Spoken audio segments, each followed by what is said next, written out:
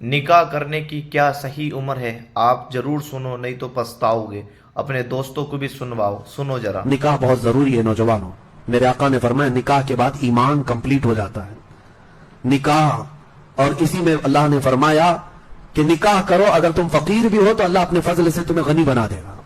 یہاں تو لوگ اسٹینڈ ہونے کے چکر میں پتہ نہیں بڑھاپا نکال لیتے ہیں۔ ابھی میں سیٹل نہیں ہوا، شادی کب کرنا ہے؟ ابھی سیٹل نہیں ہوا۔ سیٹل کب ہوگا؟ ابھی اسٹینڈ نہیں ہوا۔ تو کیا ایک پاؤں پہ کھڑے ہیں؟ ابھی چلتے پھرتے ہیں، سب کچھ ہے، کھاتے پیتے ہیں، لیکن ابھی سیٹل نہیں ہوئے۔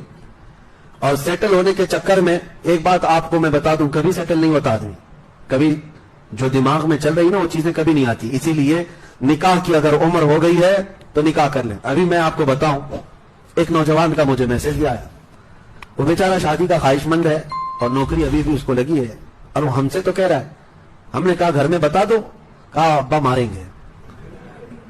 کیوں؟ کہا عمر ابھی 21-22 سال کی ہے، گناہ میں پڑنے کا اندیشہ مجھے بہت زیادہ ہے۔ میں نے کہا بیٹا اسلام کا یہ فریضہ ہے، اگر اندیشہ ہے گناہ میں پڑنے کا تو نکاح فرض ہو جاتا ہے، فرض ہے، سنت نہیں، فرض ہو جاتا ہے۔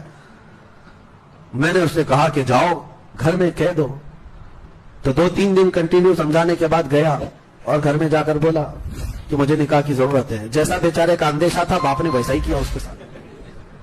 پھر اس نے کہا کہ میں حضرت نہیں کہہ رہا تھا کہ میرے باپ ناراض ہو جائیں، اب تو مجھ سے کہا ہے کہ تجھے گھر میں کھانا پانی بھی نہیں دیں گے، بہت ناراض ہیں۔ کہا شادی پر ناراض؟